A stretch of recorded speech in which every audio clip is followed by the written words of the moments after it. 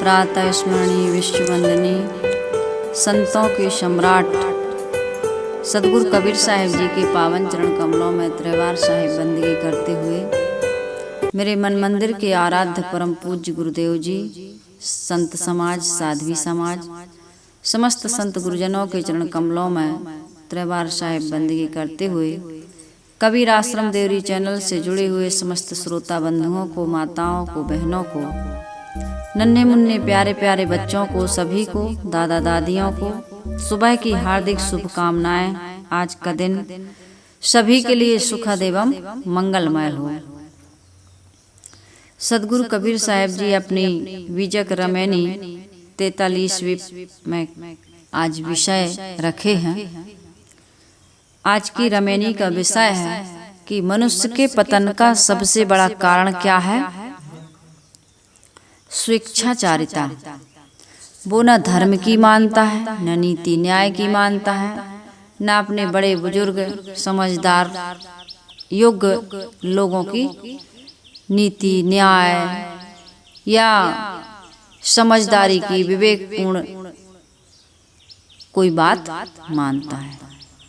तो जो व्यक्ति ऐसा हो जाता है कि न धर्म मानता है, न नीति मानता है, न न्याय मानता है, न अपने बड़े बुजुर्गों को, समझदार गुरुजनों को, संतजनों को, जो विवेकी हैं, पद की बात नहीं कर रही हूँ, जो विवेकी हैं, चाहे वो माता पिता हो, गुरु हो, मित्र हो, अपना पुत्र ही क्यों ना हो, लेकिन वो विवेकी है, समझदार है, अच्छी समझ रखता है, उसकी बात यदि नहीं मानता है तो इसका मतलब क्या है? उस व्यक्ति का पतन होने वाला है। क्योंकि पतन का पहला कारण या पहली पहचान क्या है? कि मनमानीपना व्यवहार में आ जाना। जो व्यक्ति मनमानीपना करता है, किसी भी प्रकार के किसी के संरक्षण में रहना या जो वहाँ का अनुशासन है, जो वहाँ की व्यवस्था है, उसको नहीं मान रहा है, समझ जाइए। तो इसका मतलब यही है कि वो अपने आप का पतन करने में लगा। उसका कारण कौन बनेगा? खुद बनेगा वो। जबकि कहा यह गया है कि अनुशासित जीवन ही व्यवस्थित व्यक्तित्व में निर्माण का कारण होता है। कैसा जीवन? अनुशासित जीवन। जो अनुशासित जीवन जीता है उसके व्यक्तित्व की निखार कुछ अलग होती है। और जो अनुशासन में नहीं रहता किसी के, आप जैसे किसी आश्रम में गए, इस आश्रम का नियम है, क्या नियम है? सुबह 4 बजे उठना, 4 बजे उठ करके नित्य क्रिया से निवृत्त होना है, आश्रम की सफाई करना है। उसके बाद 5 बजे आपको बंदगी में बैठना है, ध्यान में बैठना है। 6 बजे से आपको जितने समय तक सत्संग हो उसमें आपको सम्मिलित होना है। फिर भोजन की, जलपान की, आश्रम के और जरूरी कामों, सेवा है। तो भाई बिना सेवा के तो जीवन हमारा स्वयं का नहीं चलता है। तो जहाँ जो संस्था है, जो घर है, परिवार है, समाज के जो नियम है, कानून है ना, उनका यदि हम उल्लंघन करेंगे तो क्या हम सुखी रह सकते हैं? और उस समाज में हम रहने वाले लोगों को क्या कोई खुशी दे सकते हैं?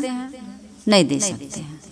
और इसी प्रकार का जीवन जीते जीते जीते एक दिन समाज में भी अशांति फैला देते हैं हम, और अपना जीवन तो अशांत है ही, और अंततः उसका बड़ी बुरी तरह से अंत होता है। अपने जीवन को जो व्यवस्थित ढंग से चलाना नहीं जानता है, उसको जीवन में पश्चाताप के अलावा और निंदा के अलावा कभी भी प्रसन्नता या संतोष, प्रशंसा या संतोष नहीं मिलता है। तो सदगुरु कबीर साहिब बहुत सुंदर रमैनी कह रहे हैं। साहिब कहते हैं, जिन जीव कीन आप विश्वासा, नरक गए ते ही नर कहीं बासा। आवत जात न लागे बारा, काल अहेरी सांझ सकारा। 14 विद्या पढ़ी समुझावा, अपने मरण की खबर न पावा। जाने जीव को पराया देसा, झूठ ही आय के कहा संदेशा। संगति छाड़ी करे असरारा, उबह मोट नरक कर भारा। गुरुद्रोही मन मुखी नारी पुरुष विचार, ते नर 84 भरमी है, ज्वाला चंद्र देवाकार। सदगुरु कबीर साहब जी इस रमैनी में क्या कह रहे हैं? जिन जीव कीन आप विश्वासा, नरक गए ते ही नरक ही वासा। जिन लोगों ने अपने मनमानीपन पर विश्वास किया है ना, उन लोगों का हश्र क्या हुआ? वे नरक में गए, अर्थात जीवन नरकमय रहा और अंततः मरने के बाद भी वो नरक में ही जाने वाले हैं। तो नरक कहाँ है भाई? जो नरक शास्त्रों में, धर्म ग्रंथों में लिखा है, वैसा नरक नहीं। नरक क्या है? आज वर्तमान में नरक क्या है? आज तो आप मानव जीवन में है, इस संसार में है, जहाँ धर्मात्मा भी रह रहा है, पुण्यात्मा भी रह रहा है, पवित्र आत्मा भी रह रहा है, महात्मा भी रह रहा है, और उसी संसार में हम और आप भी रह रहे हैं।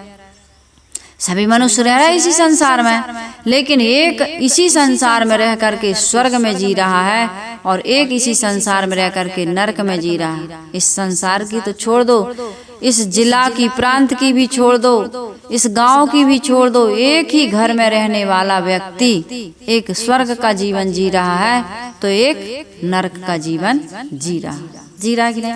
तो स्वर्ग नरक कैसे समझें? हमारे मन में विकार है, हमारे मन में काम वासना है, हमारे मन में अनेक प्रकार के दोष और दुर्गुण भरे हुए हैं। ईर्षा है, छल है, दंभ है, कपट है, पाखंड है, झूठ है, मिलावटबाजी है, नाना प्रकार के दुर्व्यसन है, गंदा गंदा खाते हैं, पीते हैं और गंदा आचरण करते हैं। तो ये हमारा मन जल रहा है, प्रसन्न नहीं है, असंतोषी है, अभाव ग्रसित है। अब भाई गलत काम करोगे तो धन की पूर्ति तो व्यभिचारी व्यक्ति को, दुर्व्यसनी व्यक्ति को कभी भी धन का, उनको ऐसा लगता ही नहीं है और ये हो भी नहीं सकता है कि धन की पूर्ति हो गई।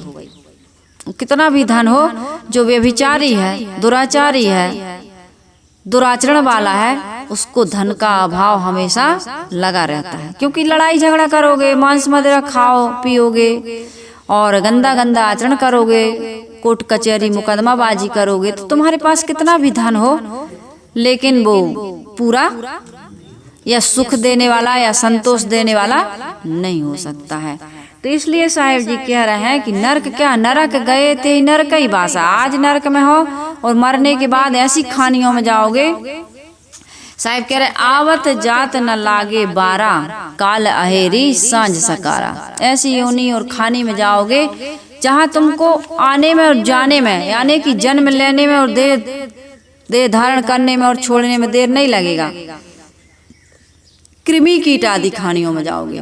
कृमि कीट आदि आप देखते हैं पैदा होते हैं और बारिश में देखो कितने प्रकार के कीड़े पैदा होते हैं और मरते हैं कि नहीं मरते हैं। किसी के पैर में दब के, तो कहीं लाइट में जल करके, नाली में पैदा हुए नाले में मर गए। मक्खियाँ देखो अंडा देती हैं, सुबह अंडा दी, कैसे उनका रहता है, शाम होते ही उनमें जान हो जाती। कीड़े कितने प्रकार के। तो आवत जात न लागे बारा, काला हेरी सांझ सकारा। तुम ऐसी खानियों में जाओगे जहाँ तुम्हें जन्मने और मरने में देरी नहीं लगी। मनुष्य को भी देरी नहीं लगती, लेकिन मनुष्य का एक नियम होता है, 9 महीने गर्भ में रहता है, कुछ वर्षों तक जीता है, उसकी बड़ी सुरक्षा है, बड़ी सेफ्टी है। अब प्रारब्ध ही उसका है तो कोई बचा नहीं सकता, लेकिन मनुष्य के लिए अनेक प्रकार के साधन है, सुविधाएं हैं, सुरक्षा है। लेकिन अन्य खानियों के जीवों के लिए मनुष्य के अलावा उनको कोई साधन सुविधा देने वाला नहीं। एक दूसरे को पकड़ करके, कल मैंने देखा आश्रम में, मैं थी यहीं पर जामुन के नीचे, मैं आश्रम में थी, जामुन पास ही में लगी ना, यही जामुन के नीचे कुछ चूहा वगैरह का बच्चा रहा होगा, और बाज आई और उसको पैर में, पंजा में, चोंच में और पंजा में दबा के ले गई फट से।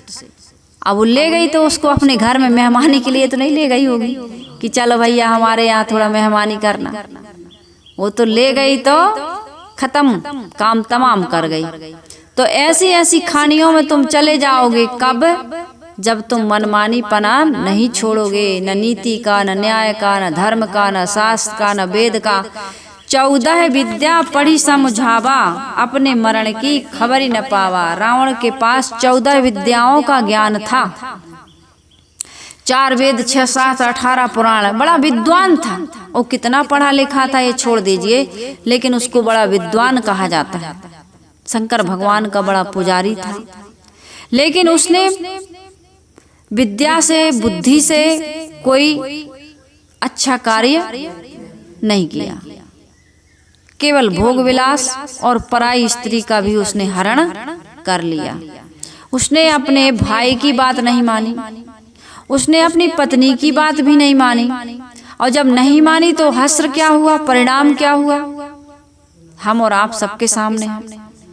1 लाख पूत और 1.25 लाख नाती, जा रावण घर दिया ना बाती। अपने ही भाई को उसने क्या बना लिया, दुश्मन बना लिया। बना लिया कि नहीं बना? कुंभकर्ण जैसे बेटे का और अक्षय कुमार, कितने उनके 1 लाख तो पूत और 1.25 लाख उनके नाती थे, लेकिन उनके रावण के नाम लेने वाला भी कोई नहीं बचा।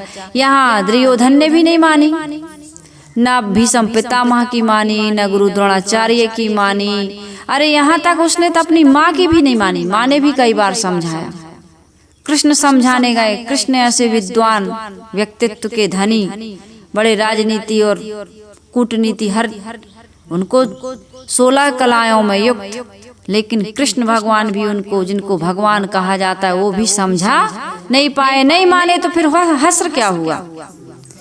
कंस का देख लो, दुर्योधन का देख लो, रावण का देख लो, जितने जितने लोगों ने मनमानी पना व्यवहार किया संसार में, वो बड़ी बुद्धि के धनी तो थे, प्रतिभाशाली तो थे।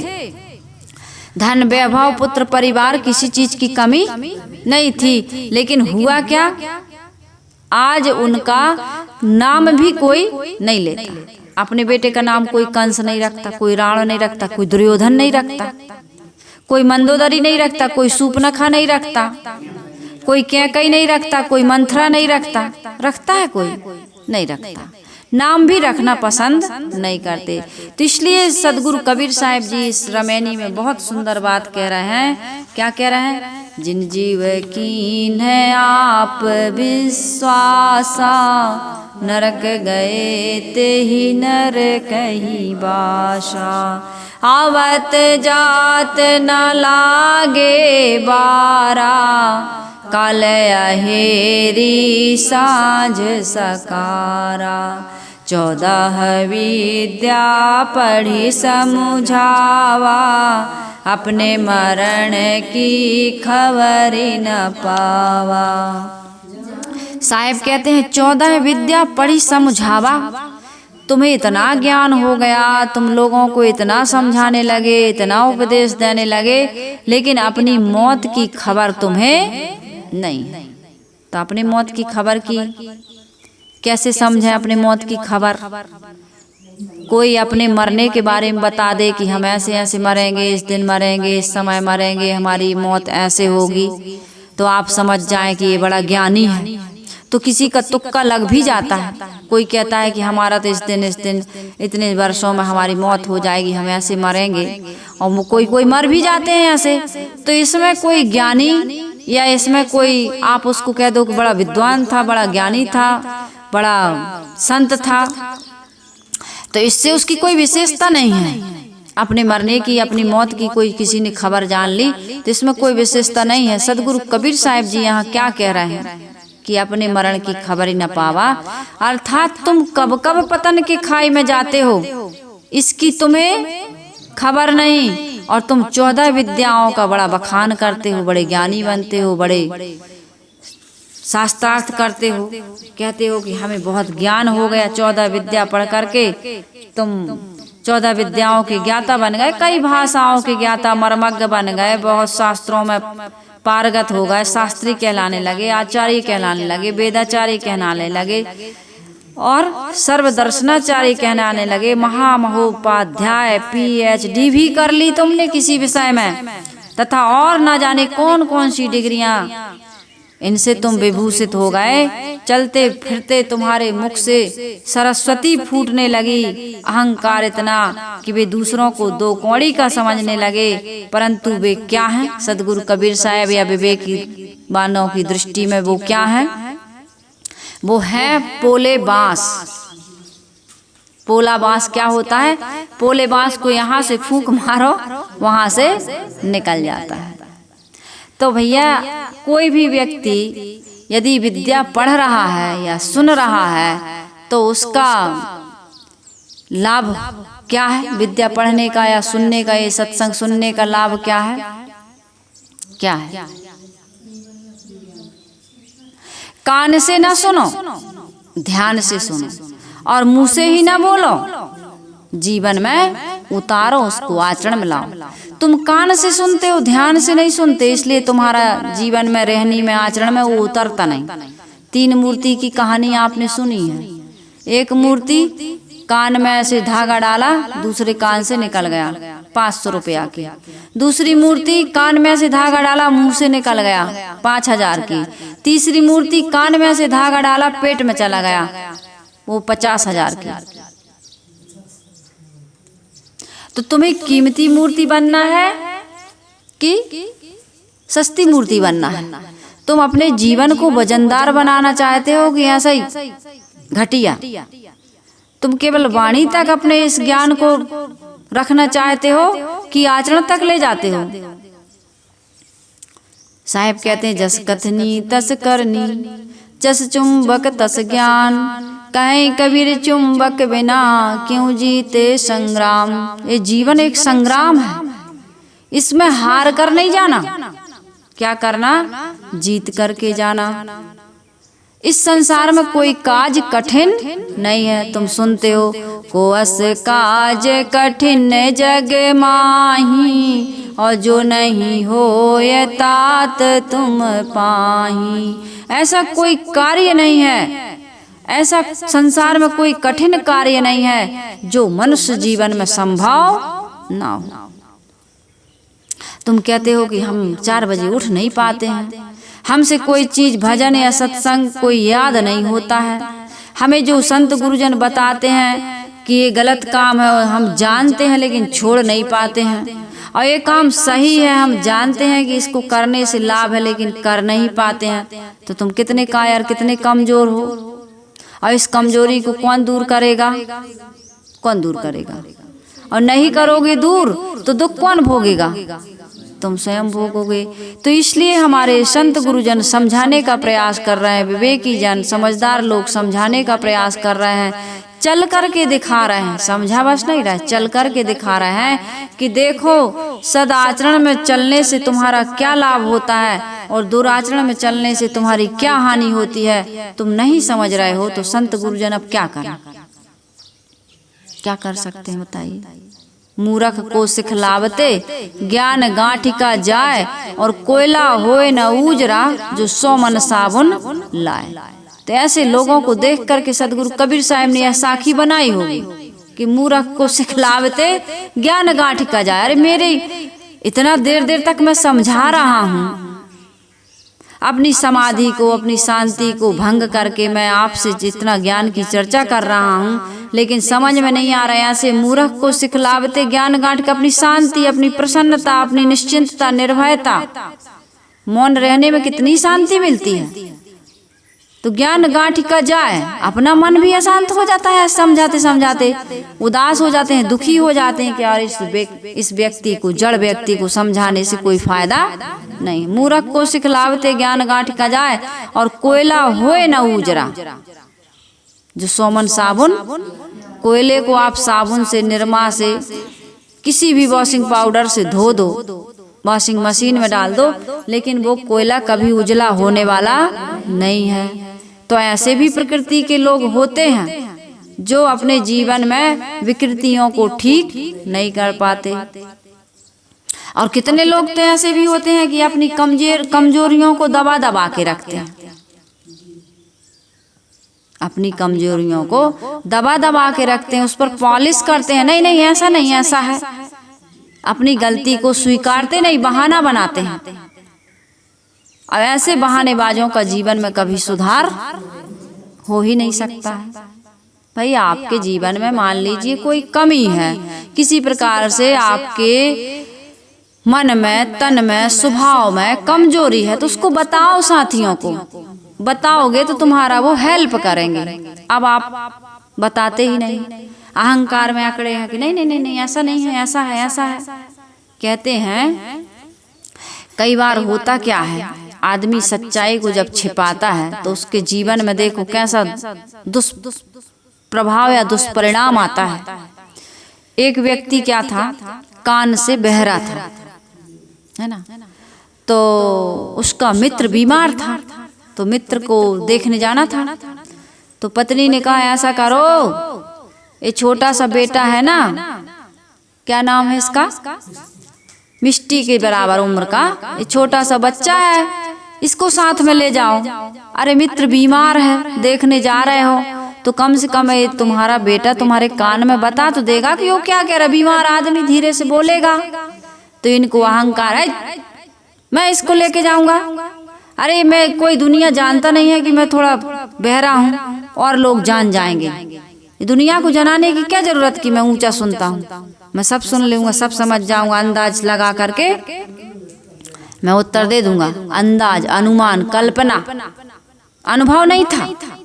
अच्छा विवेकी और समझदार लोगों के पास अनुभव होता है, विवेकी हैं, समझदार हैं, ज्ञानी हैं। कितने कम उम्र के लोगों के पास बड़ा अनुभव हो जाता है और कितने बूढ़ों के पास अनुभव भोगने के पास उनको बाद भी अनुभव नहीं होता। ऐसे भी होते हैं, क्योंकि जीव तो अनादिकाल से भोगते भोगते आया है।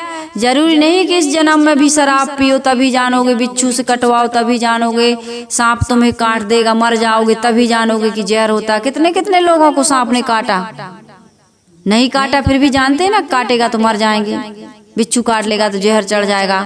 इसी प्रकार से कितने कम उम्र के बालक बालिकाओं को पता चल जाता है कि संसार में अनुभव हो जाता है कि ये संसार दुखालयम अशाश्वतम, अनविचार रमणीय सदा संसार भयंकर भारी। उनको ज्ञान हो जाता है, पढ़ के सुन के ही ज्ञान हो जाता है, और वो गलत रास्ते से शराब नहीं पिए लेकिन जीवन में कभी शराब को हाथ नहीं लगाते, जानते हैं कि ये शराब हमारा पतन कर देगी। तो उनको बड़ा अहंकार, नहीं माने पत्नी की बात, किसी की बात नहीं माने, चले गए। तो मित्र तो बेचारा बीमार था ही, तो मित्र से कहा, कहो कैसी तबीयत है, ठीक हो, सुधार हो रहा है कि नहीं हो रहा। अब खुद तो बहरे थे, तो जो बहरे आदमी थोड़े जोरे से बोलते हैं, तो उसको तो अब बीमार आदमी थोड़ा चिड़चिड़ा स्वभाव का भी हो जाता है, नहीं हो जाता। अरे न मन का खा पा रहा है, न घूम पा रहा है, न कुछ कर पा रहा है, रात और दिन बिस्तर, और ऊपर से दवाइयाँ लगी और सुई बाटल और परहेज बता दिए, कहीं जाया नहीं सकते, और पैसा जो जा रहा है वो अलग, और सेवा करते करते परिवार के लोग भी उसकी उपेक्षा करने लगते हैं। तो समस्त प्रकार से वो थोड़ा सा चिड़चिड़ापन सा उसमें आ जाता है। तो उसने पूछा कि कहो कैसे हो, तबीयत वगैरह सब ठीक ठाक है, सुधार हो रहा। तब बहरा तो था ही, उसने कहा क्या सुधार हो रहा है, मर रहा है, भोग रहा है। अब चिढ़ के उसने कहा मर रहा है, भोग रहा है। तो इसने अनुमान लगाया कह रहा है अब सुधार हो रहा है। तो इसने कहा हाँ हाँ बहुत बढ़िया बहुत बढ़िया, तुम्हारी मनोकामना जल्दी पूरी होगी। उसने कहा मर रहे हैं, भोग रहे हैं, तो ये समझा कि अब सुधार हो रहा है, ठीक है, धीरे धीरे आराम लग रहा है। तो उसने कहा हाँ बहुत बढ़िया बहुत अच्छा, तुम्हारी मनोकामना जल्दी पूरी होगी, तुम जो सोच रहे हो तुम्हारी मनोकामना जल्दी पूरी होगी। अब उसने सोचा ले देखने आया है कि मुझे मारने आया, मैं कह रहा हूँ कि मर रहे हैं, ये कह रहा है कि अच्छी बात है तुम्हारी मनोकामना जल्दी पूरी होगी। तो और चिढ़ गया और गुस्सा आ गई। तो ये दूसरा प्रश्न पूछता है, अब अनुमान ऐसे तो पूछ रहा, सुनाई उनाई तो कुछ दे नहीं रहा। तो कहता है कि अच्छा ये बताओ कौन से डॉक्टर का इलाज चल रहा है? तो उसने, अब गुस्सा तो थी, तो उसने कहा यमराज का। कहे बहुत अच्छा डॉक्टर है, कई लोगों को ठीक कर दिया है, बिल्कुल दोबारा उसको ये बीमारी ये परेशानी होता ही नहीं, पूरा ठीक कर देता, कई का हिसाब किताब ठीक कर दिया उसने, बहुत अच्छा डॉक्टर है। कहे अब जितना बची हुई थी उसकी कैपेसिटी सहने की सुनने की, पूरा आग बबूला हो गया हो, तो बहुत ज्यादा नाराज हो गया। अब तीसरा प्रश्न करता है, कहता है खाने पीने में क्या लेते हो, क्या बताए हैं खाने को? तब गुस्सा तो भयंकर थी, उसने कहा पथरा खा रहा है। हाँ हल्का भोजन है, सुबह शाम लिया करो, जल्दी ठीक हो जाओगे, ऐसा ही हल्का भोजन लेना चाहिए। तो ऐसे अनुमान लगाने वाले होते हैं कुछ लोग, सच्चाई को वास्तविकता को बताते नहीं, छिपाते हैं। तो ऐसे में भी आपका कौन सुधार करेगा बताओ? गलतियां हो गई, किसी प्रकार के तुम्हारे स्वभाव में कमी है, दोष है, विकार है, दुर्गुण है, बताओ खुल के। डॉक्टर के पास जाओगे, हाथ टूट गया है, हाथ टूट गया, यहाँ से हाथ टूटा है, यहाँ से टूटा, यहाँ से टूटा, कहीं से भी टूट गया हाथ। किसी ने बताया कि भैया डॉक्टर के यहाँ जा रहा है, वो खींच खांच के ठीक करेगा, पहले हड्डी बैठाएगा। तो डरा हुआ व्यक्ति था, उसने कहा भाई डॉक्टर तो मुझे खींचेगा बैठाएगा तो बड़ा दर्द होगा। तो ये डॉक्टर के पास गया, तो इसने, डॉक्टर ने पूछा भाई क्या है? डॉक्टर तो पूछते हैं, अब अंतर्यामी तो है नहीं, क्या हुआ, क्या परेशानी? का डॉक्टर साहब हाथ टूट गया। का कहाँ? का यहाँ थोड़ा दर्द है, दाहिना टूटा था, बायां बता दिया। तो डॉक्टर ने देखा दाखा, ज्यादा तो कुछ नहीं है, पता नहीं कैसे टूट गया, उसको भी क्या है। उसने दवाई ववाई की, प्लास्टर गरम पट्टी बांधी, जाओ। तो उसका जो मित्र था जिसने कहा था कि भाई हिम्मत रखना, तुम्हारा हाथ बैठा रहेंगे, खींचेंगे, फिर उसमें प्लास्टर बांधेंगे, तब ठीक होगे भैया, दर्द होगा। तो उस मित्र ने पूछा जब ये बाहर गया, क्यों दर्द हुआ? डॉक्टर ने खींचा था, पट्टी बांधी। कहे हाँ दर्द वर्द नहीं हुआ। कहे कैसे नहीं हुआ भाई दर्द? कहे अरे दर्द होगा कैसे, मेरा हाथ टूटा दाहिना, मैंने बता दिया बायां। तो भैया तुमने बायां बताया, दाहिना टूटा था बायां बताया, डॉक्टर ने प्लास्टर कर दिया, तुम्हें अभी तो नहीं हुआ दर्द, लेकिन वो हाथ ठीक होगा, हो जाएगा ठीक। तुम डॉक्टर से होशियारी कर रहे हो, टूटा है दाहिना, बता दिया बायां है कि मुझे दर्द ना हो। तो भाई दर्द तो होगा, जब तुमने गंदी गंदी आदत बना ली है, 8 बजे उठने की आदत बना ली है, और बाहर का खाने पीने की आदत बना ली है, लड़ने झगड़ने की आदत बना ली है, झूठ बोलने की आदत बना ली है, शराब पीने की आदत बना ली है, मांस खाने की आदत बना ली है, दुनिया भर के दुर्गुण दोष विकारों की आदत बना ली है। और ऊपर तुम कह रहे हो हमरे जैसा सुंदर, हमारे जैसा समझदार, हमारे जैसा संस्कारी व्यक्ति, धार्मिक व्यक्ति, ये देखो हम चंदन लगाए हैं, ये देखो राम नाम की चादर ओढ़े हैं, माला पहने हैं, सुबह 4 बजे उठ जाते हैं हम तो। और तुम 4 बजे उठते हो कि 5 बजे उठते हो कि 6 बजे उठते हो, लेकिन उठ के करते क्या हो? ऊपर से तो फूल तोड़ रहे हो तुम, ऊपर से तुम फूल तोड़ रहे हो, लेकिन भीतर से तुम किसका दिल तोड़ने की तैयारी कर रहे हो। ये तुम्हें जो फूल तोड़ता है, बेलपत्री तोड़ता है, वो दूसरे का दिल भी तोड़ता है। तोड़ना बंद करो, जोड़ना सीखो। यदि तुम सचमुच में पुजारी हो तो फूल तोड़ना बंद करो, फूल लगाना, उगाना, पैदा करना शुरू करो। कितने पुजारी हैं जो फूल उगाते नहीं हैं, गांव भर के फूल तोड़ करके शंकर जी पर चढ़ाते हैं, लेकिन न एक बेलपत्री का पेड़ लगा पाते हैं बेल का, न एक फूल उगा पाते हैं, और माला रोज बनाएंगे। तो मन की माला, ऐसी माला बनाओ कि जिसमें सुंदर सुंदर सद्गुणों के फूल चुने हों। तो सदगुरु कबीर साहब जी कह रहे हैं कि 14 विद्या पढ़ी समझावा, और अपने मरण की खबर ही न पावा। अपने मरण की खबर अर्थात तुम कब कुकृत्य में, कुचिंतन में, कुकर्म में, कुवाक्य में पड़ जाते हो, कुखाद्य खाने लगते हो, इसका तुम चिंतन करो, इसका तुम विचार करो। यदि ये नहीं करते हो तो तुम्हारा क्या हो रहा है?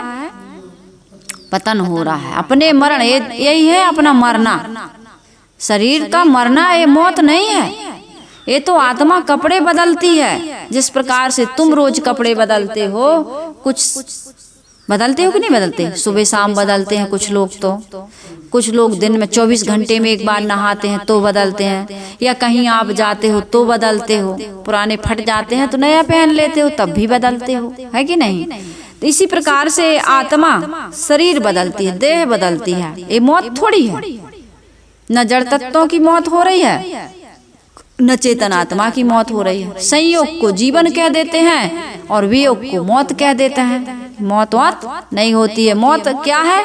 तुम्हारा जीवन पतन की ओर जा रहा है, यही तुम्हारी सबसे बड़ी मौत है।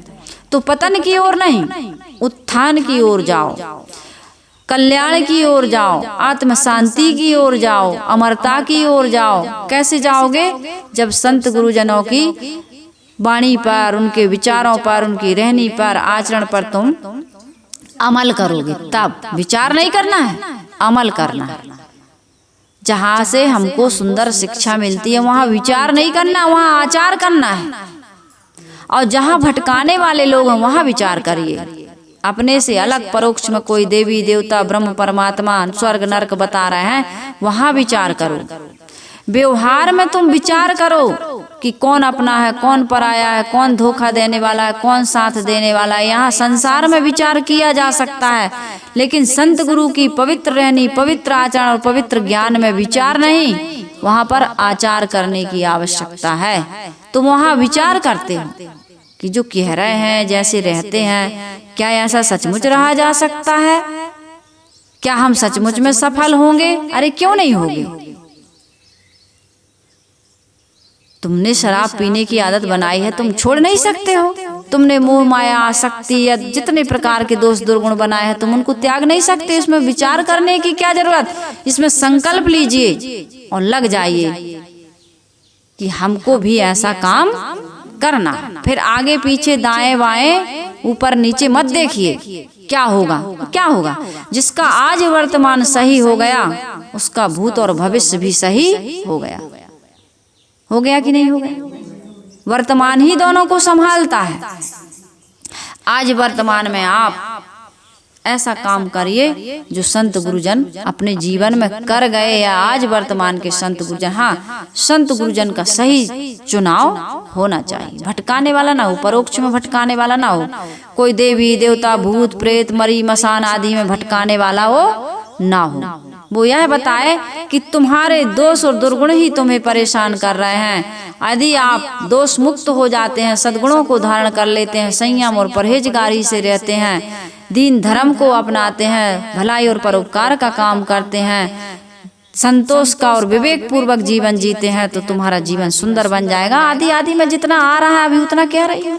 मैं कोई विद्वान तो हूँ नहीं, कोई कवि तो हूँ नहीं कि एक एक बातें आपको बिल्कुल, भाई कुछ तो आपको भी समझदारी रखना चाहिए। मैं जो कुछ बता रही हूँ उसी बस में आपको ठहरना नहीं है, आपको और आगे बढ़ना है। तो सदगुरु कबीर साहब जी कह रहे हैं, जिन जीव की ने आप विश्वासा, नरक गए ते नरक कहीं बासा, आवत जात न लागे बारा, काल अहेरी सांझ सकारा, 14 विद्या पढ़ी समझावा, अपने मरण की खबर न पावा, जाने जीव को परा अंदेशा, झूठ ही आए के कहा संदेशा।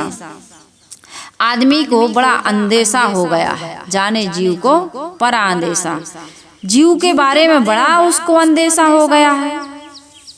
क्यों हो गया अंदेशा? क्योंकि नकली गुरुओं ने अपनी दुकान को इतना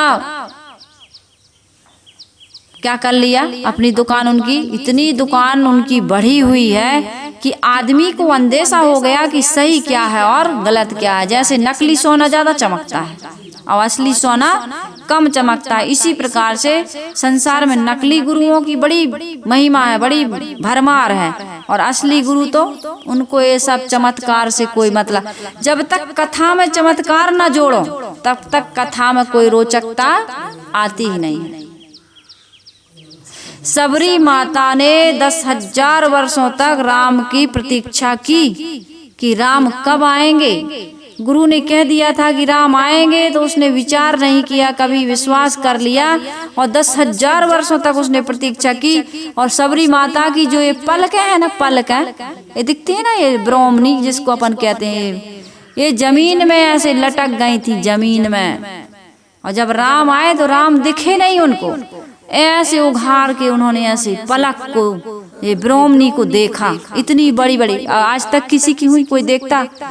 बालों की तो कटिंग होती है, और ये आईब्रो भौहों की भी आदमी आजकल बनवा रहा है, लेकिन इनकी कोई किसी ने करवाया है क्या? कोई करवाया हो तो मुझे तो नहीं पता।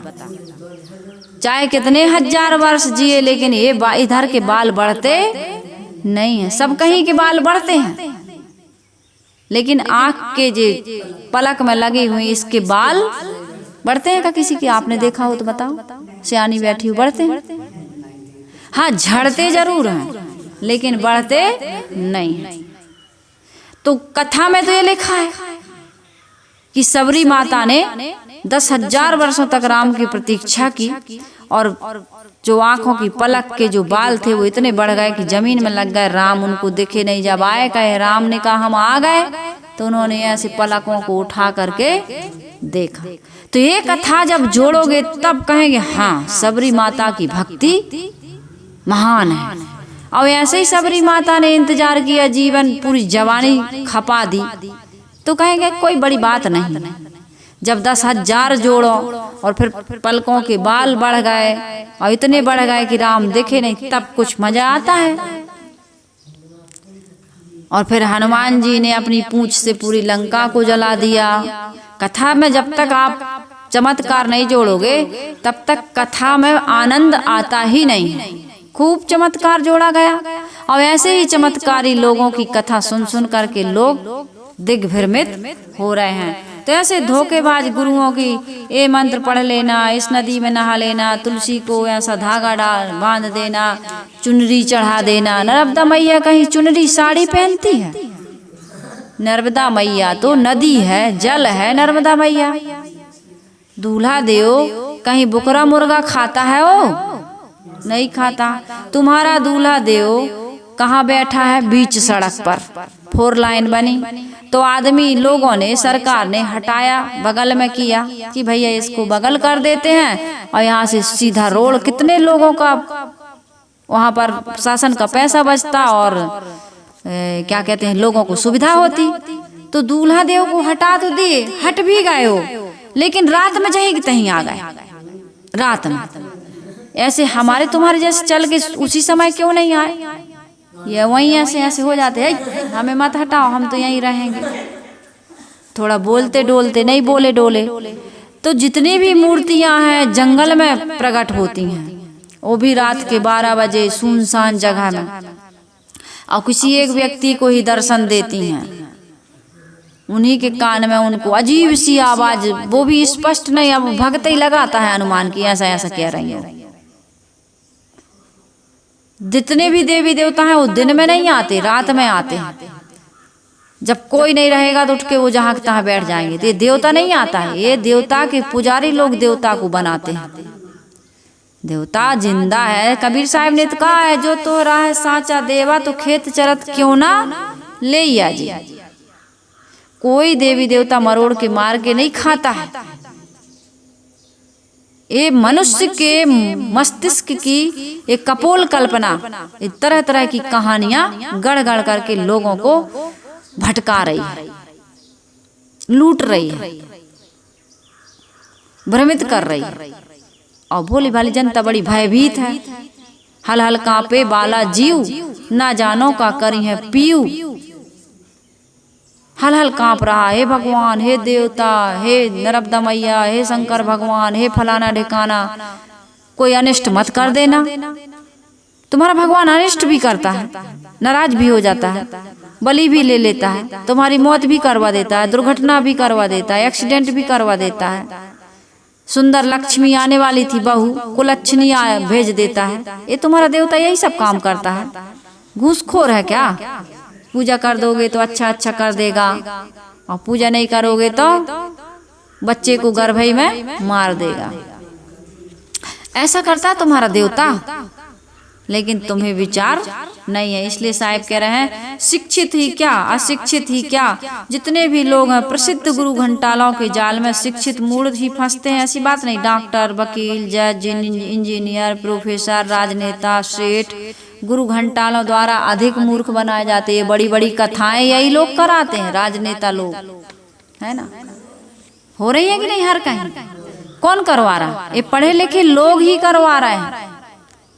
और कितना चमत्कार, दरबार लग रहे हैं, भूत प्रेत आ रहे हैं, चिल्ला रहे हैं, मार इसको, मार मार चमीटा, मार मार इसको, उठा दे, पटक दे, ये कर दे, वो कर दे, धीरे धीरे मारियो मर न जाए। और वो सब सुन रहा, थोड़ी देर में बोले हाँ तुम्हारे बगलई वाले ने किया है, 5 पेशी करना, 7 पेशी करना, यहीं से नाम। अब सब मुट्ठी बांध लो, सब दाहिने मुट्ठी से हाथ से ऐसे उतारा करो, फिर इस बाएं हाथ से करो और ये मंत्र बोलो, वहीं से बोलो। हम सबको एक साथ ठीक कर रहे हैं यहीं से। पहले एक महात्मा जी थे, सबको पानी देते थे और उस पानी से सबके मनोकामनाएं पूरी, सबकी समस्याओं का समाधान होता था। भीड़ इतनी बढ़ गई, इतनी बढ़ गई, इतनी बढ़ गई। महात्मा जी ने क्या कहा, अब ऐसे करो, हम दीवाल के इस तरफ दीवाल से ऐसे टिक के बैठे हैं और तुम उधर दीवाल से पानी को छुआ के और बांटो भक्तों को। अब हम लोगों को पानी नहीं दे सकते, तो लोग फिर दीवाल में छू छू करके ले जाने लगे। अब किसी के दीवाल से छूने से तुम्हारा कैसे रोग दूर हो जाएगा? किसी का पानी पीने से भूत प्रेत तो होता ही नहीं है। भूत है बीता हुआ समय, प्रेत है गई हुई आत्मा। जिंद चुड़ैल इनकी कहाँ खानी है। अंड न पिंड न प्राण न देही, कोटि कोटि जीव कौतिक देही। साहिब कह रहे न इनका अंड है, न ये पिंड से पैदा होते हैं, न अंड से पैदा होते हैं। इनकी योनि और खानी नहीं है, यदि है तो ये कहाँ रहते हैं? इनके माता पिता क्या, इनके पूर्वज कहाँ हैं?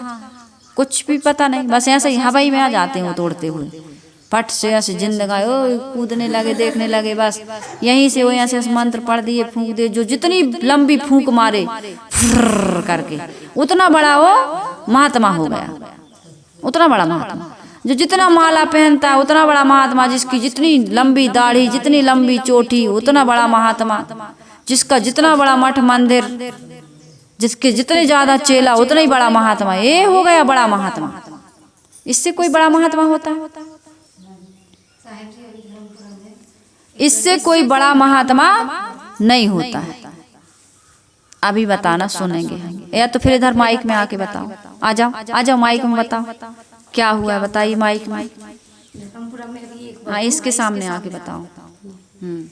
धर्मपुरा में भी एक बहू अपने ससुर पर रिपोर्ट कर दी। क्यों? क्योंकि वो देवी देवता नहीं पूजने दे रहे हैं। वो वकालत कर रही थी तो वो रिपोर्ट कर दी। वो बोलती है कि मुझे देवी देवता क्यों नहीं पूजने दे रहे हो।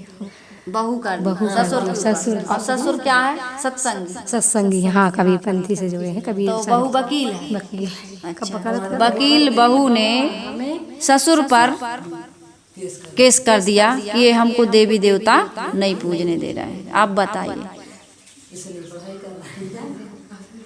इसलिए पढ़ाई की है उन्होंने। अब वकील है तो झूठ, तो वकील जो बना है अब देवताओं की पूजा कर रहा। बताइए वो लेडीज ससुर पर मुकदमा कर दी कि हमको देवी देवता नहीं पूजने देते। अब भारत का संविधान भी ऐसा बना है, धर्मनिरपेक्ष। जो व्यक्ति जिस किसी प्रकार की मान्यता वाला हो, सबको अपने अपने ढंग से मानने का अधिकार है, तो इसका दुरुपयोग कर रहे लोग। ये इसलिए बना था कि तानाशाही ना हो, जबरदस्ती कोई अपने धर्म को लोगों को बांधने का प्रयास ना करे, तब वो उसका दुरुपयोग कर रहे हैं कि भाई हमको देवी देवता। अब ससुर को मुकदमा कर दिया। बताओ, ससुर तुम्हारा दुश्मन है, पिता तुम्हारे दुश्मन है, माता पिता भाई बहन कोई किसी का दुश्मन होता है? अब वो समझदार हैं, विवेकी हैं कि भाई देवी देवता जड़ नहीं होते, मूर्तियां नहीं होती, पेड़ पहाड़ पानी नहीं होता। जो कुछ देता है वो देवता। ये प्रकृति हमको दे रही है, ऑक्सीजन दे रही है, संरक्षण दे रही है, सबकी उत्पत्ति धरती, सब जीवन प्रतिपाल, धरती न जाने आप गुण, ऐसा गुरु विचार। ये धरती माता, ये सूर्य, ये जल, ये पवन हमको जीवन दे रहे हैं, क्योंकि शरीर इन्हीं 5 तत्वों से बना है। लेकिन ये दे तो रहे हैं, ये देते तो हैं, लेकिन ये जड़ हैं, इनमें ज्ञान नहीं है। दे रहे हैं लेकिन ये जानते नहीं है। पानी गिरता है तो पानी ये नहीं जानता कि कितनी फसल बर्बाद हो गई, कि गांव का गांव नष्ट हो गया, सब कुछ को बहा के वो ले जाता है। आप नदी में नहाने जाइए, नर्मदा नदी में नर्मदा नदी नहाने जाइए और पैर फिसल गया, गहरे गड्ढे में चले गए और एकदम नर्मदा नदी पूर पर है ना, खूब बाढ़ आई है, बहा करके ले जाएगी। भले आप जीवन भर उसके पुजारी रहे, गंगा मैया को आप पूजिए, अग्नि के आप उपासक हैं, लेकिन आग लग गई तो भले लोग टंट घंट कर देना, आकाश बांधू, पाताल बांधू, 33 कोटि के देवता बांधू, हैं क्या क्या बांधू, सब कुछ बांधू, लेकिन अपने घर का एक चूना नहीं बांध पाता वो व्यक्ति। मैंने बताया है ना, छप्पर बांधना नहीं आ रहा। आप मंत्र से जब जाने पानी टपक रहा हो, टपकना बंद हो जाए, लेकिन कितने लोग ऐसे हैं। तीसरी मंजिल पर पानी नहीं जा रहा है नगर पालिका का, तो ये कथा बैठा दिए, कुत्ता कुएं में गिर गए, लड़के दोनों मर गए। कहा भाई गांव के लोगों ने कहा बहुत बदबू आ रही, कहा इसमें सेंट डालो, गंगा जल डालो, अगरबत्ती डालो, ये डालो वो डालो। महात्मा जी आए, कहे महात्मा जी सब कुछ कर डाले, लेकिन कुएं की गंदगी नहीं जा रही। महात्मा जी ने कहा शुरू से बताओ हुआ क्या था। कहे 2 कुत्ता इसमें मर गए थे, लड़ते लड़ते गिरे तो मर गए। तो महात्मा जी ने कहा मूर्खों, पहले कुत्तों को निकालो, उनकी लाश सड़ रही है कुएं में, और पानी को उलीचो, जब नया स्रोत उसमें आएगा तब फिर पानी की गंदगी दूर होगी। सड़ के मर गए, कीड़े पड़ गए उसमें, लाश पूरी सड़ रही है, और तुम इत्र डाल रहे हो, गुलाल डाल रहे हो, ये डाल रहे हो, वो डाल रहे हो, कथा बैठाए हो, यहाँ भागवत करवा रहे। जब तक कुत्ता का शव नहीं निकलेगा तब तक पानी शुद्ध होगा, आप बताइए। और कुछ ना करवाओ, केवल गंदगी को निकाल दो, आपका पानी शुद्ध होगा कि नहीं होगा? ये वैज्ञानिक तथ्य को तुम नहीं समझ रहे हो। कथा में लगे हो, मंत्र में लगे हो, ताबीज में लगे हो, नदियों में नहाने में लगे हो, और इन्हीं की दुकानदारी ज्यादा चल रही। यदि दरबार ना लगे, चमत्कार ना हो, तो कथा सुनने के लिए कोई नहीं जाता। कहते हैं आदमी भाव से कथा सुनना चाहिए, भगवान भाव का भूखा है, अच्छी बात है, लेकिन भाव से नहीं जा रहे तुम भगवान के पास, अभाव से जा रहे, इसलिए तुम्हारे जीवन में कोई प्रभाव नहीं पड़ रहा, कोई प्रभाव नहीं दिखाई दे रहा। तुम अभाव से जाते हो, पुत्र आ जाए, धन आ जाए, मुकदमा में विजय हो जाए, बहू बस में हो जाए, लोग लुगाई बस में हो जाए, इसी के लिए तो जा रहे हैं, सब हमारे बस में हो जाए। हैं तुम कथा में जा रहे हो, या भगवान के यहाँ जा रहे हो, या नर्मदा मैया, गंगा मैया, कोई भी के यहाँ जा रहे हो, तो तुम अभाव से जा रहे हो, उनके यहाँ भाव से नहीं जा रहे।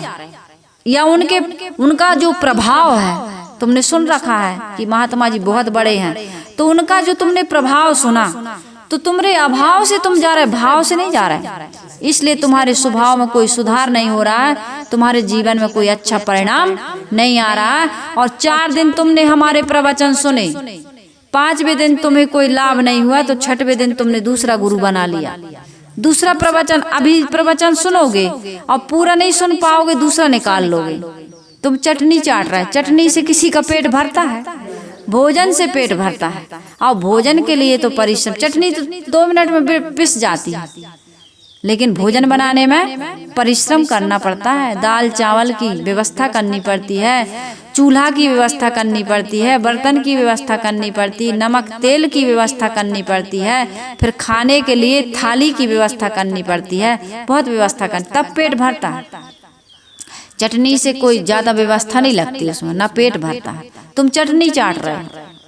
ऐसा तुम्हारे जीवन में कलयुग आ गया है कि कुछ कहते नहीं बनता। सदगुरु कबीर साहिब जी कह रहे हैं कि 14 विद्या पढ़ समझावा, अपने मरण की खबर न पावा, जाने जीव को परा अंदेशा, झूठे ही आए के कहा संदेशा। सब झूठी झूठी बातें कह रहे हैं, और झूठी बातें तुम्हें बड़ी अच्छी लग रही हैं, इसलिए तुम जीवन में कोई उपलब्धि हासिल नहीं। पुत्र मिल गया, धन मिल गया, पद मिल गया, तो सब छूटने वाला तो है। क्या मिल गया तुमको? नहीं छूटेगा। मरता है आदमी तो शोक पत्रिका पर क्या लिखता है? अमुक अमुक व्यक्ति का निधन हो गया, और जाता है तो किसी 2-4 को लेके जाता है क्या?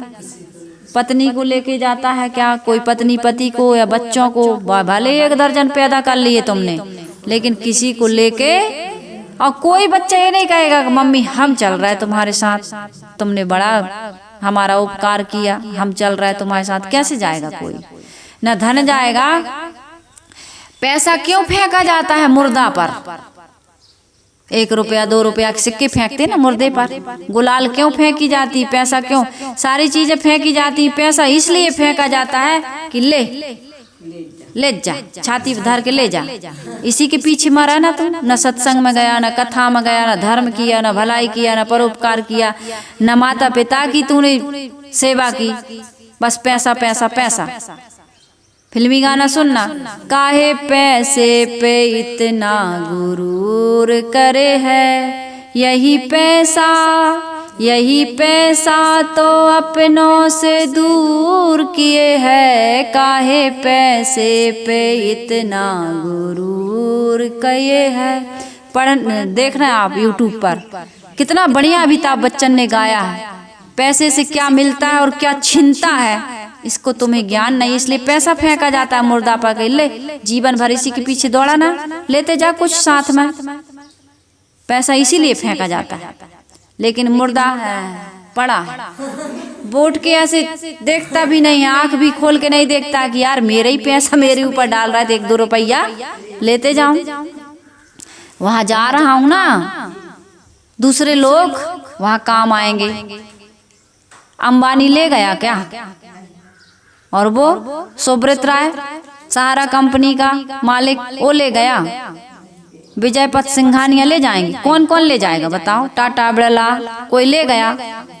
रावण, कंस, दुर्योधन, ये जितने लोगों ने बड़ा बड़ा युद्ध किया, बड़ी बड़ी पृथ्वी पर विस्तार किया, राज्य का विस्तार किया, धन इकट्ठे कर जहाँ के जर सभी मुल्कों के मालिक थे। सिकंदर जब गया दुनिया से दोनों हाथ खाली थे। कमा लो खूब, छूट दी जा रही है। हीरे और मोती याद रख मूर्ख, कफन में जेब नहीं होती। तुम मूर्ख हो, नादान हो, बेवकूफ हो, तुम्हें शर्म है ही नहीं, नाक कटा के बैठे हो। इतने लोग मर गए, तुम्हें हौसला ही नहीं है कि सब छोड़ छोड़ जा रहे, दिख नहीं रही?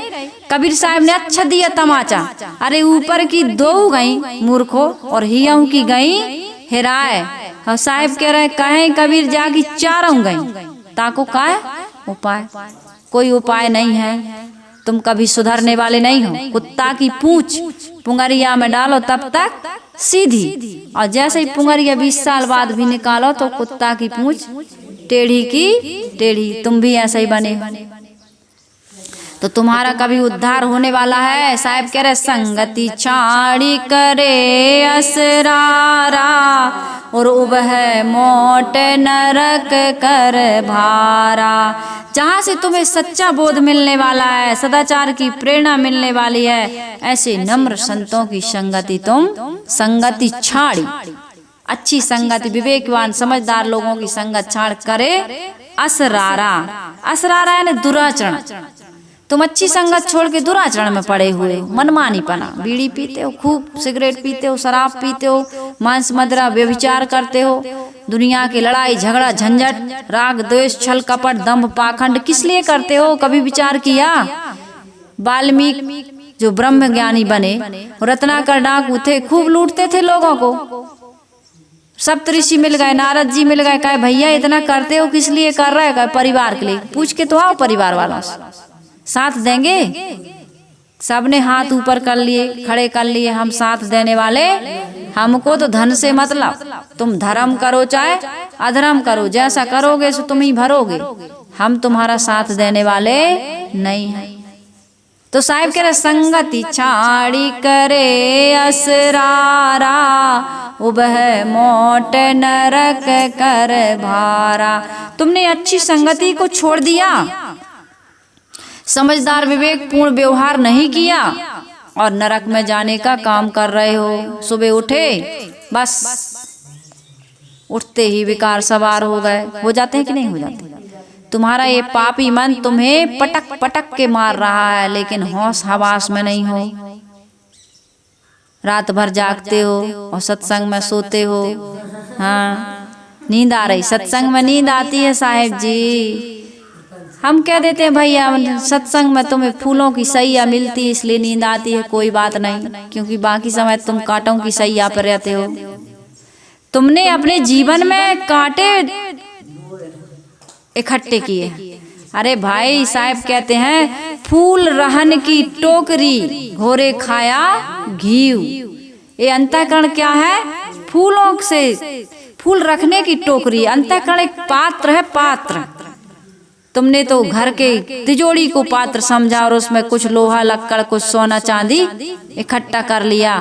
साहिब कह रहे सबसे अच्छा पात्र तो तुम्हें मैंने दे करके भेजा था, क्या? अंतःकरण का पात्र। और उसमें क्या रखना था? पवित्र विचारों के सुगंधित पुष्प। तुमने वहां क्या रख लिया? राग द्वेष छल कपट बैर विरोध आदि के गंदे गंदे संस्कार इकट्ठे कर लिए। तो साहिब कह रहे हैं संगति छाड़ी करे असरारा, उबह मोट नरक कर भारा। जैसे चाम, पहले चाम के थैला से लोग मोट से पानी उलीचते थे, इसी प्रकार से गंदे शरीर, चाम का शरीर, इसी से तुम पानी उलीच रहे हो, अर्थात मलिन भोगों में लगे हुए, मलिन चिंतन, मलिन वचन, मलिन आचरण, यही नरक उलीचना है। साधु संगत, सत्साहित्य, सदग्रंथों का अध्ययन, सदविचार छोड़कर कुसंग में बहने से जीवन में मलिनता के अतिरिक्त और कुछ भी हाथ लगता नहीं है। इसलिए क्या करना है? अच्छे लोगों की संगत करना, अच्छे लोगों की बात मानना और अच्छे अच्छे उनके जो रहनी है, उनके आचरण है, उनके विचार है, अपने जीवन में उतार लेना। ये मानव जीवन थोड़े समय के लिए मिला हुआ है। थोड़े समय में यदि हमने अपना काम नहीं किया, अपने आत्म कल्याण का काम नहीं किया, तो ये जीवन की बाजी हम हार जाएंगे। हार जाएंगे कि नहीं जाएंगे? रे मन तू सत्संग कर, किसी ने कहा है रे मन तू सत्संग कर, छोड़ी जगत की रीत। रे मन तू सत्संग कर, छोड़ी जगत की रीत। अंत समय पछताएगा जब आयु जाएगी बीत। आयु बीत जाएगी तो केवल पश्चाताप ही हाथ लगने वाला है। इसलिए रोते रोते जन्म लेना प्रकृति का नियम है। शिकायत करते हुए जीना और पश्चाताप करते हुए चले जाना, ये हमारी अज्ञानता है। इस अज्ञानता को दूर करो। साहिब आगे कह रहे गुरुद्रोही मनमुखी नारी पुरुष विचार, ते नर 84 भरमी हैं। कब तक भरमी हैं? जौलों चंद्र दिवाकार। कब तक भटकोगे इस संसार में? जब तक ये सूरज चांद रहेगा तब तक तुम्हारा संसार में भटकने का काम रहेगा। क्यों रहेगा? क्योंकि तुम गुरु के द्रोही हो गए, गुरु के वचनों को नहीं मानते। और फिर दूसरा काम क्या करते हो? मनमुखी भी हो गए, मन के अनुसार चलते हो।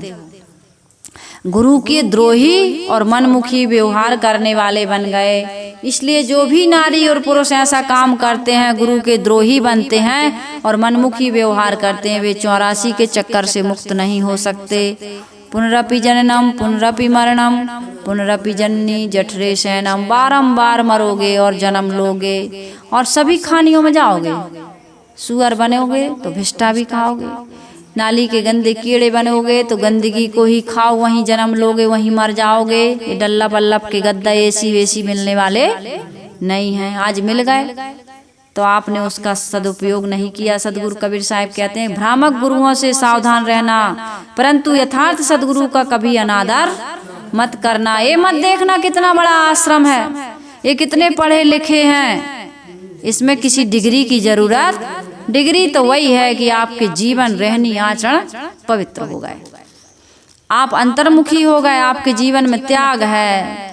कोई भी समस्या आती उसका समाधान है। इससे बड़ा महापुरुष और कहाँ मिलेगा आपको। इसलिए साहिब जी कह रहे हैं सदगुरु का अनादर मत करना, सदाचार का त्याग मत करना, गुरुद्रोही मत बनना, मनमुखी मत बनना, स्वेच्छाचारी मत बनना। इसमें तुम्हारा पतन है। ऐसे लोग स्त्री हो या पुरुष संसार नगर में भटकते रहते हैं, उन्हें भटकने से कोई बचा नहीं सकता। इसलिए सत्य पथ पर चलते रहना, और जब तक सूरज चांद है तब तक, नहीं तो तुम्हारा कल्याण नहीं हो सकता है। इसलिए सदगुरु कबीर साहब जी यह इस रामायणी में सावधानी बता रहे हैं कि ठग गुरुओं से, भ्रामक गुरुओं से, चमत्कारी गुरुओं से तो सावधान रहो, लेकिन जो सच्चे गुरु हैं, विवेकी गुरु हैं, उनसे विनम्रता पूर्वक उनकी शरण पकड़ो।